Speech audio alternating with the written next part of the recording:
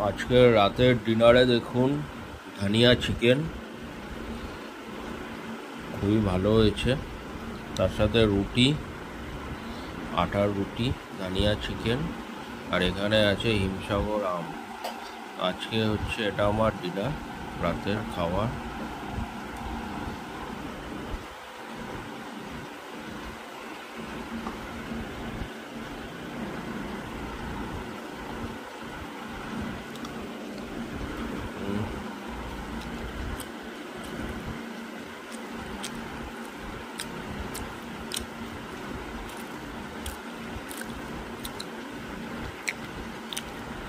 দারুণ হয়েছে।